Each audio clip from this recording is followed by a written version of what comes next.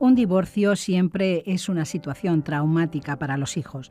La ruptura de la convivencia entre sus padres afloran sentimientos negativos de los menores, como miedo al abandono o sentimiento de culpa. ¿Cómo velar por el bien de los hijos y que se garantice la posibilidad de disfrutar de la presencia y cuidados de ambos progenitores? Los derechos de los padres están siempre supeditados por el interés superior del menor y la tendencia actual es la custodia compartida, que parece ser la solución ideal, aunque la mayoría de los divorcios no se hacen de forma amigable. Hoy, en el último tramo del programa Sin Distancias de la UNED en Radio 3, nos planteamos algunas cuestiones en torno a la custodia compartida. ¿Es la solución para todos? ¿Qué se busca en su petición por parte de un progenitor? ¿El interés de los hijos o existen otros intereses diferentes al bien de los menores? ¿Qué requisitos deben concurrir para que se conceda la custodia? ¿En España los jueces pueden imponer la custodia compartida? ¿Qué está pasando en otros países que la tienen desde hace años? Para responder a estas preguntas y analizar los pros y contras de la custodia compartida, contamos con dos invitadas. Celia Garrido, trabajadora social y profesora en el máster Malos Tratos y Violencia de Género de la UNED. Gracias por acompañarnos y bienvenida, Celia. Muchas gracias, bien hallada.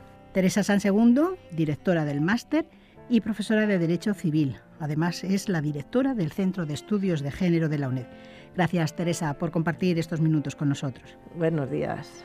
La primera pregunta, antes de entrar en el análisis de los pros y contras de esta figura tan controvertida, es que nos explique, profesora Sansegundo, qué es o qué se entiende por custodia compartida. La custodia, hay que decir que es la regulación de la convivencia de los hijos una vez que se han separado los progenitores. Entonces, hasta ahora teníamos una custodia exclusiva que se atribuye a uno solo de los progenitores, pero el otro tiene derecho a relacionarse con sus criaturas. Pero custodia compartida se ha entendido aquella en la que ambos tienen ese derecho a convivir con los hijos. Pero realmente se parte de un error. Compartida no existe cuando hay separación, solo hay custodia compartida cuando están unidos los cónyuges conviviendo. Realmente es una custodia alternativa, o la tiene uno o la tiene otro, ya sea por 15 días, por una semana, por un mes, por lo que sea. Entonces yo creo que este ha sido uno de los grandes éxitos de la custodia compartida, ese título que realmente no es apropiado, pero que existe. Por otra parte, me gustaría decir que antes también había posibilidad de pactar la custodia compartida. No se utilizaba ese nombre, pero se podía pactar. ¿Cuál es el problema actual? Bueno, pues que los jueces están fijando judicialmente la custodia compartida y dando preferencia a este tipo de custodia frente a la ejercida por uno de los progenitores y presentándola a menudo como más beneficiosa para los menores. Entonces, ¿cuál es el problema? En que no la está pidiendo un progenitor, por ejemplo, y el juez impone custodia compartida. Realmente ni siquiera se quiere. O sea, el juez tiene ahora potestad para acordar la custodia compartida. ¿En base a qué? Se supone que en base al interés superior del menor. Obviamente, siempre tenemos que hablar del interés superior del menor, porque los derechos en familia son más bien deberes o derechos-deberes. Y deben ser los hijos y las hijas los beneficiarios de las medidas que se adopten. Pero ¿cuál es el interés superior del menor? Aquí una cuestión muy interesante, porque la ley no detalla cuáles son las condiciones para ese interés superior del menor. Entonces resulta que cada juez lo rellena con su ideología. Y aquí vemos cómo ante una misma situación adoptan posturas diferentes. O sea, que no está realmente regulada la custodia compartida o, como dice, la custodia alterna, ¿no? No hay unos criterios que tengan que concurrir para que se conceda esa custodia. O sea, legalmente no los hay, pero es obvio que hay que tener en cuenta la edad. Se han dado custodias compartidas a bebés pequeños de meses. Incluso hay alguna sentencia en la que se ha dicho, porque se ha propuesto por el padre, que la madre se saque la leche con un sacaleches y se la pase al padre. Se está confundiendo la igualdad entre hombre y mujer o entre progenitores en lugar de buscar favorecer al menor. Hay que tener en cuenta que los criterios educativos sean parecidos. ¿Dónde viven los padres? Para que puedan seguir esas criaturas yendo al mismo colegio, teniendo los mismos amigos, la misma residencia, los horarios. Hay que tener en cuenta muchas circunstancias, pero esas las tendrá en cuenta cada juez, cada jueza, porque no están determinadas por ley. Es decir, la custodia compartida la están dando los jueces a petición de alguno de los progenitores o simplemente porque deciden que hay que darla porque ellos no se ponen de acuerdo. Ambos casos. La custodia compartida hace que tengan que tener mucha más comunicación los progenitores. Entonces, si hay conflictividad, va a haber mucha más conflictividad. Normalmente en un divorcio siempre es una crisis matrimonial y son problemas, porque si realmente terminan en unas buenas condiciones, no haría falta ni la custodia compartida porque en el convenio regulador se podría regular perfectamente esa situación, que sí, ¿no? Pero es que para mí hay un hecho evidente que es el siguiente. Se está entendiendo mal la custodia compartida porque siempre se entiende como una exactitud matemática del 50%. Es decir, volvemos al juicio salomónico. Vamos a partir al niño con un serrucho y esa es la custodia compartida. Eso es un perjuicio para los progenitores y para los hijos. Nadie se adecúa al 50%. Es casi imposible porque cuando están conviviendo no se mide ese 50%. Estoy hablando incluso en progenitores que colaboren ambos en la crianza, pero por cuestiones laborales, personales, pues a lo mejor hay un 40-60, un 45-55. ¿Por qué no será mejor un 40-60 en un determinado caso para adecuarlo a las particulares necesidades de esos progenitores y de esos hijos? Estoy segura que eso es una forma de adecuarlo, o sea, incluso habiendo custodia compartida. Pero es que aquí lo que hay detrás, es decir, que no tenga ni un punto de porcentaje más de tiempo que yo. También duermen, comen, van al colegio. Vamos a hacer esto con lógica. Salvo en las comunidades donde hay una ley de custodia compartida preferente, donde se está dando como la forma de custodia mayoritaria, que es Aragón, Cataluña y Valencia.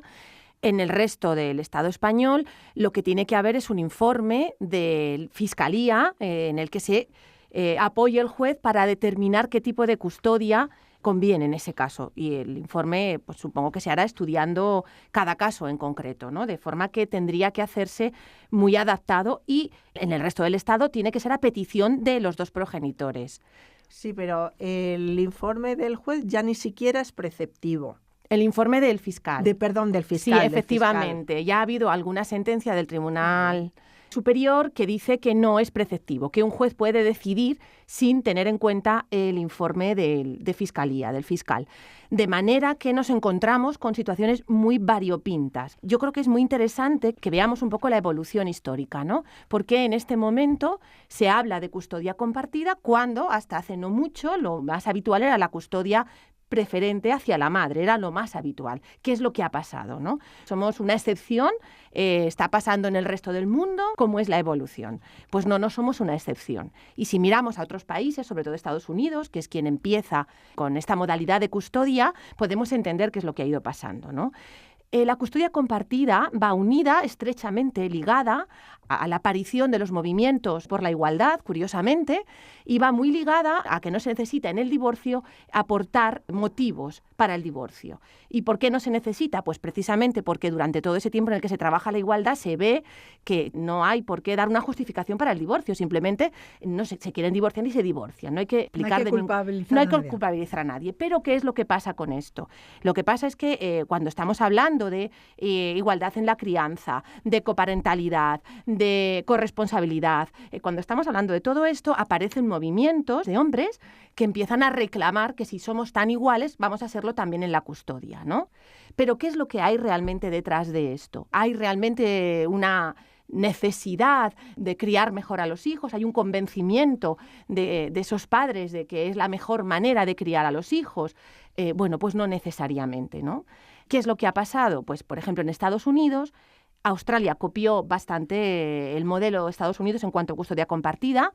Estados Unidos y Australia ya han revisado el tema de la custodia compartida y no está siendo preferente. Y Canadá, que estudió el caso de Estados Unidos y de Australia cuando se estaba planteando si adoptar la custodia compartida preferente, al estudiar lo que había pasado, decidió no hacerla preferente, porque era evidente que había a largo plazo consecuencias muy graves. Pero es más, por ejemplo, en Francia, y estoy citando un estudio de Consuelo Barea, Los inconvenientes de la custodia compartida, es un metaestudio que ella realiza sobre las leyes de custodia compartida, ¿no? Y cómo se están adoptando. Lo que plantea, por ejemplo, es que en Francia la mayoría de los acuerdos de custodia compartida se revisan al año, porque lo que se está viendo es que realmente son insostenibles. ¿Qué ha pasado en España? Que no se ha hecho una revisión, no nos hemos fijado ni nos hemos asomado a otros países a ver qué es lo que está pasando. Y de repente descubrimos que es la mejor de las opciones, o aparentemente es la mejor de las opciones, cuando realmente es una opción muy, muy compleja, muy complicada, que requiere de unas condiciones muy especiales para que funcione. Y como decía Teresa, nunca, yo diría, me atrevo a decir que nunca es la mejor opción 50-50. Cuando efectivamente en la mayoría de los casos nunca ha sido así en la crianza normal cuando los padres están juntos, ¿no?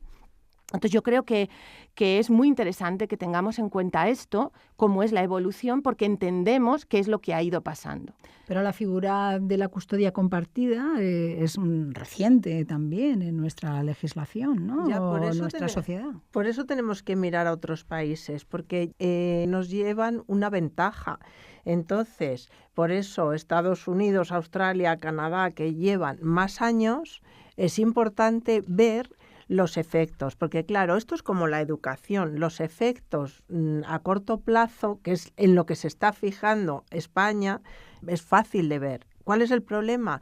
Pues ver personas que ahora tienen 30 años y que han estado con esta custodia y estudios sobre eso. Entonces sí que debemos mirar a otros países para tomar nota.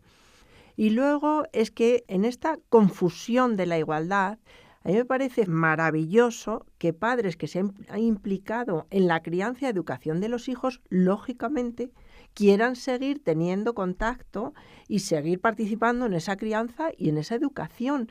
Es que me parece maravilloso para todos, o sea, para los hijos, para la mujer, para él, para todos. Ahora bien, lo que no me parece justo es que una persona que no se ha implicado en esa crianza y educación, pero sin embargo el día que se separa o el día que se divorcia, alega o invoca una igualdad que jamás ha ejercido y que hubiera implicado unos deberes parentales que no ejercitó. Entonces, ese es el quid de la cuestión. Cuando se pide algo así, además a las criaturas hay que darles una situación pues más o menos de estabilidad. ¿Y hay estabilidad en esa custodia compartida o estamos haciendo unos niños una especie de sin techo con dos casas, o incluso, aunque se les deje la casa central? Es que es una forma de partir la vida a toda la familia.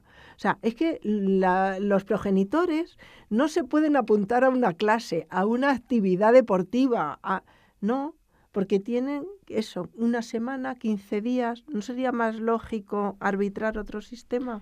Teresa, ¿me permites? Cuando planteabas la diferencia, ¿no? Cuando estabas diciendo cuáles son los tiempos reales, pues mira, te comentamos, ¿no? Un estudio presentado por la Fundación de la Caixa en el año 2010, efectuado a partir de una muestra de 2.206 familias con hijos hasta los 10 años, concluía. Esto lo recoge Consuelo Barea. El 69% de los padres, hombres, encuestados decía preferir una crianza igualitaria de los hijos. Solo un 7% de estos padres se encargaba de los niños en condiciones de igualdad completa con la mujer. Un 23% de las madres de niños menores de 5 años habían dejado su trabajo para ocuparse de ellos, algo que solo le ocurría al 4,8% de los hombres. Un 25% de los padres varones opinaba que la madre tenía que ocuparse de los niños hasta su escolarización. Entonces, ¿qué ocurre? pues que esta norma o que se quiere imponer no se corresponde con el estilo real de vida de las familias españolas.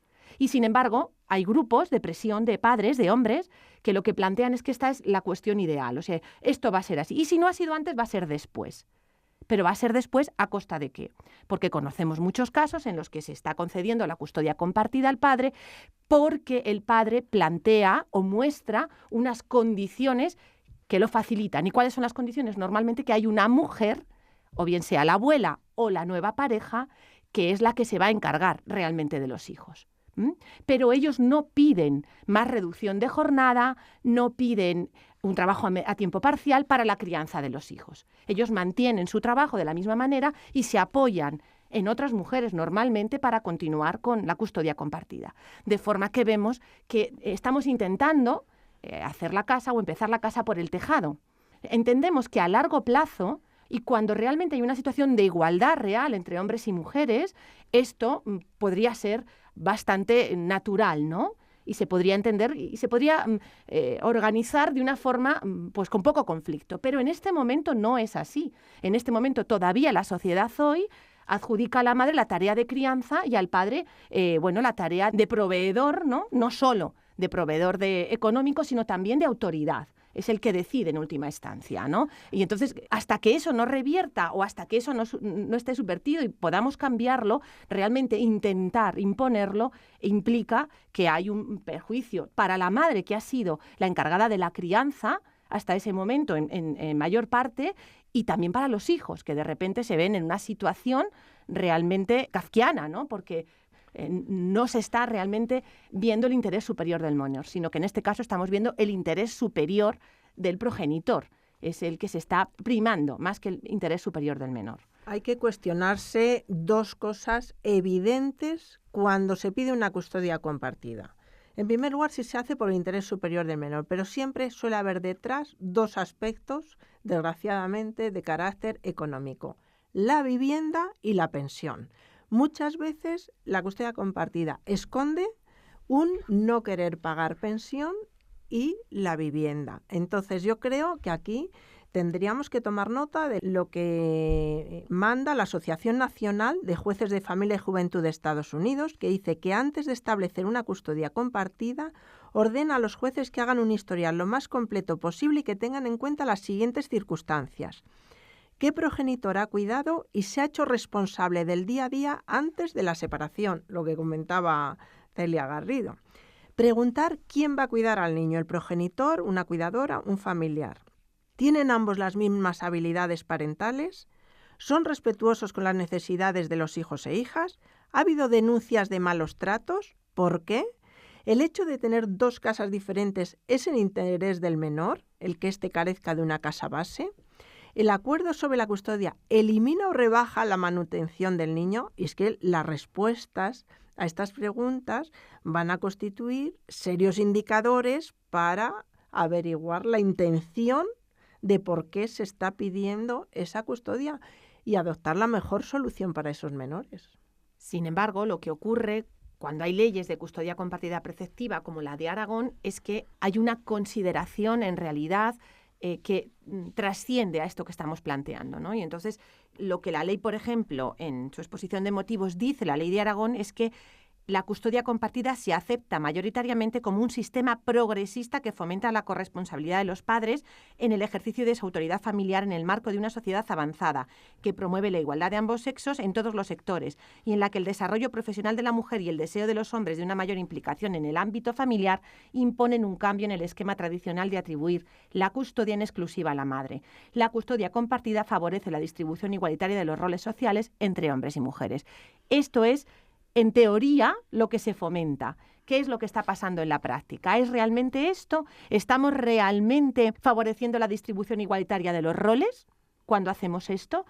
La realidad, como nos decía Consuelo Barea, es que en muchos de los casos, cuando un hombre tiene la custodia compartida, no se refleja en reducción de jornadas o en mayor implicación en la crianza. Mayor dedicación. En lo que se refleja muchas veces es en que recae de nuevo en otra mujer la crianza, con lo cual no estamos distribuyendo, no es así, ¿no? Esto sería el ideal, pero el ideal no es empezar la casa por el tejado, como decía antes, sino empezar de la base. Y cuando la sociedad realmente entienda que se ha de distribuir de igual manera el cuidado de los hijos, es cuando podremos dar ese paso y distribuir también cuando hay una separación. Pero como hemos visto en sociedades avanzadas y tal vez no tan machistas como podemos considerar la nuestra, como Estados Unidos, Australia, Canadá, no sé si son tan machistas, al final parece que también lo deben ser, podría funcionar y sin embargo se lo están planteando y cómo hacer la custodia compartida, ¿no? Entonces, es que eso es todavía como muy difícil, ¿no? Claro, ¿por qué se lo están planteando? Lo que decía bien Teresa, han analizado después de muchos años las consecuencias sobre los hijos. Y realmente las consecuencias sobre los hijos no son buenas. Es decir, no se consigue lo que se pretende, que es el interés superior del menor. Se está faltando a su interés y hay que entender que para que se den las condiciones de una custodia compartida es muy complejo. O sea, primero tienen que vivir cerca los dos. Tienen que compartir estilos de crianza, criterios de educación y además tienen que tener probada capacidad de cooperar. Estamos hablando de situación de divorcio. Como tú bien decías al principio, son muy pocos los casos en los que realmente el divorcio se hace de una forma muy civilizada, de mutuo acuerdo y de forma sosegada y tranquila. Lo más normal es que acabe habiendo conflictos.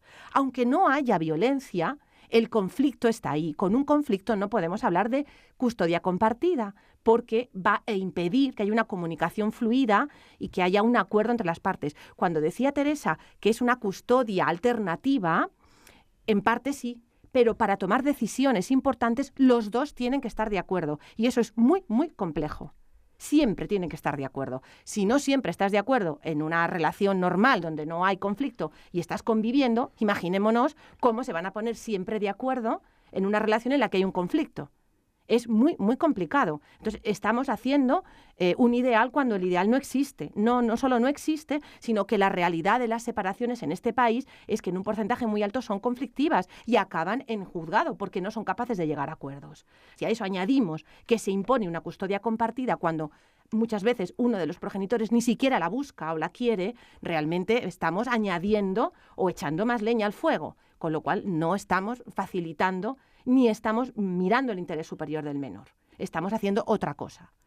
Estamos viendo más contras que pros, ¿no? Es que es muy difícil, o sea, una cosa es teóricamente, pero en la práctica es muy difícil porque, como he dicho, está la pensión detrás, está la casa y está el que el otro no tenga una ventaja. O sea, muchas veces se hace pensando en que el otro no tenga más, nada más que en eso, no realmente en el niño o en la niña. O sea, es que todo se acrecenta además con una crisis económica importante porque realmente una custodia compartida ideal también es más onerosa, cuesta más porque hay que tener dos casas, ¿no? Efectivamente, También. es muy difícil mantenerla siquiera económicamente, pero es más que la mujer tenga la custodia mayoritariamente y el padre tenga derecho a visitas, a un régimen de visitas, que tenga el piso y la crianza, lo que supone, no implica que sea más beneficioso para ella. Porque, de hecho, hay estudios que dicen que cuando las mujeres y los hombres se separan, la pobreza aumenta en las mujeres, no en los hombres.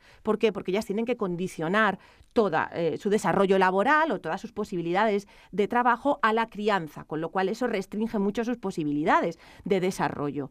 Desde luego, no es un regalo. O en todo caso puede serlo en algunos casos envenenado. Tener la custodia de los hijos, la casa, que hay que pagarlo todo, en fin, es muy complicado, ¿no? Es decir, pero se nos muestra que eso, que el que tenga la custodia, la casa, es una ventaja para ella. Está muy lejos de la realidad. Eso no es una ventaja.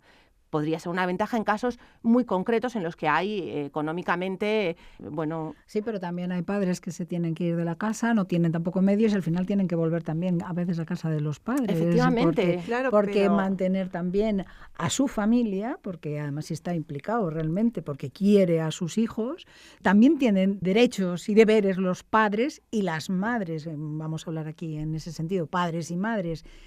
Es difícil a veces conjugar esos intereses y sobre todo el interés del menor. Y el menor en muchos casos de separaciones es también la moneda de cambio y la forma de zaherir al otro, ¿no? Claro. Y luego yo creo que es que hay que separar la casa de las criaturas. O sea, que no pidan a las criaturas por la casa. O sea, por lo menos que si las piden sea única y exclusivamente en beneficio de los niños y de las niñas, de sus hijos.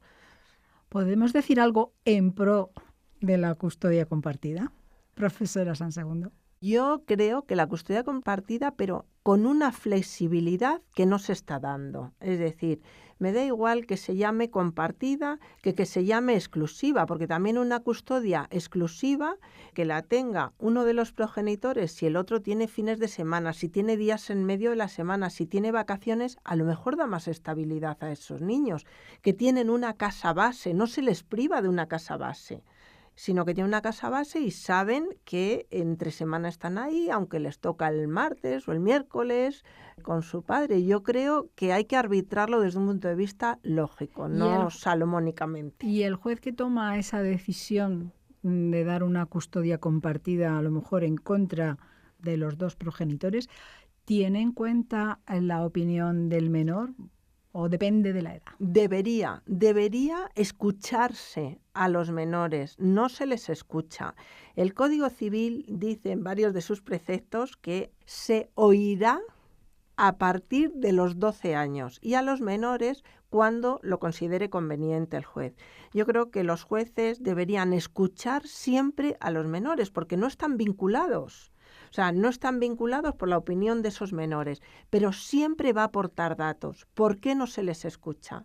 ¿Por qué a lo mejor uno de esos menores no quiere ir con un progenitor porque tiene otros motivos, porque tiene miedo, porque también debería escucharlos y debería escucharlos desde pequeños? Pero la opinión de la otra parte puede ser que la parte con la que está, en esto muchas veces la madre, ha envenenado al hijo contra el padre.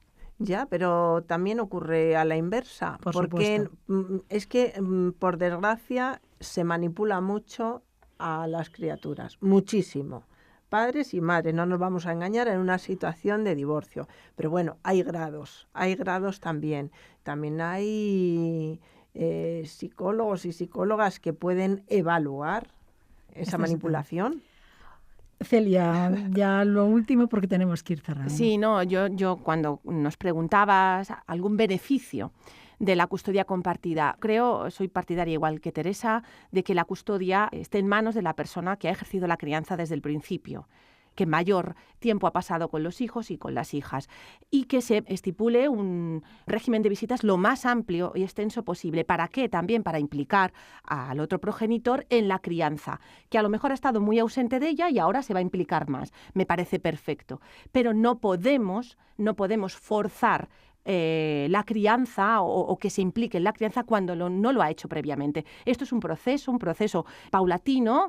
No podemos experimentar con las criaturas. Ellos necesitan y ellas necesitan estabilidad. Y los padres han de ser responsables de esta cuestión. Y si no han ejercido la crianza previamente, por los motivos que sean, tienen que asumirlo. Yo creo que es una cuestión de responsabilizar muy claramente y de que realmente el interés es el del menor, no es el del padre ni el de la madre, es sobre todo el del menor. Y no es lo que está pasando en este momento. Por lo tanto, yo en cuarentena, la custodia compartida. Nuestro tiempo se ha terminado y tenemos que cerrar el programa. Hoy hemos hablado de esta figura controvertida como es la custodia compartida y que afecta a tantas personas y en especial a los menores. Celia Garrido, Teresa Sansegundo, muchas gracias por compartir estos minutos y sus experiencias y reflexiones. Muchas gracias. Muchas gracias.